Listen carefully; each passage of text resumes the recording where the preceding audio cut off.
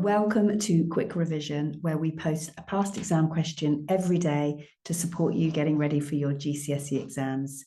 How does it work? Well, it's really, really simple. You just pause on the question, give it a go, play for the solution, and if things haven't gone as well as you'd have liked and you need a full walkthrough, then you just carry on watching the video.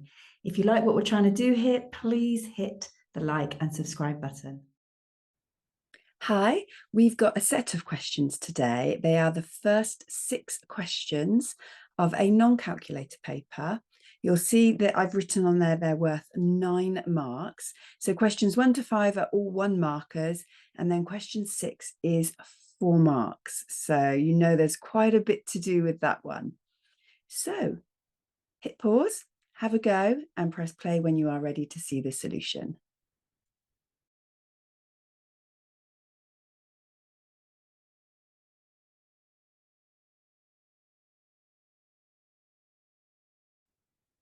Okay, so 180 minutes into hours.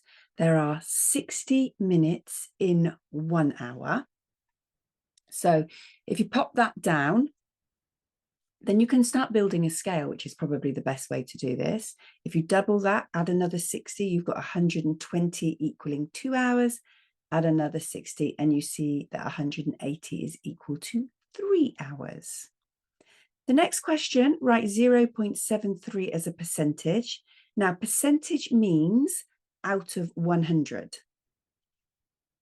Once you've set that up, you can just pop the 73 on top, 73 out of 100. Now, this is BIDMAS, so it's really important that we identify what's in the question. We've got brackets, we've got a multiplication, and we've got an addition. And we must do those brackets first. So 3 plus 5 is equal to 8. Doing the brackets first has also meant we've done that addition. We're left with 10 times 8, which is equal to 80. Now we need to write down a prime number that is between 20 and 30. The first thing that we want to be thinking about is what a prime number actually is. And I'm going to give a couple of examples just to show that, to make it clear, because I know that this can be something that people can get a little bit confused by. So let's take the number 7. 7 has 2 factors, 1 and 7. They're the only things that make it. If we look at 12, you've got 1 and 12, but also 2 and 6 and 3 and 4.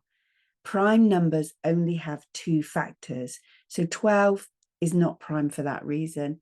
7 is. We're being asked to find a prime number between 20 and 30. So 21, it's in the 3s. I'll ignore 22 and all even numbers because all even numbers are in the 2 times table. So 23, you have a good think about whether or not 23 is any other times table. It's not. So 23 is the answer. 29 was another possible answer between 20 and 30. Then you're being asked to find the number that is exactly halfway between 7 and 15. One way is to add them and then half it. So the answer is 11. But another way, which I quite like, is to just list them out and do it a bit like how you would do the median when you're finding the middle number. Cross them off, and you'll see that you have that 11 left in the middle. All right, on to this bigger question. Now, there are a couple of ways of doing this, but look what's in bold. Each person. So it makes sense to work each person out. So for one person, they have got £150 travel, but be careful with the hotel. That's £50 for each day. They're away for 7 days. So we're going to do 50 times 7. Now I do 5 7s are 35 and add the 0. You've got 150 for your travel, 350 that we've just worked out for the hotel, and 250 spending money. Put that in a column and add that up. You will get £750. That's one person. We need it for 4 people. Now you can multiply that through by 4, or you can just list 750 4 times over and do it as an addition. Again, pop it in those columns, add those up really carefully, and you get a final answer of £3,000.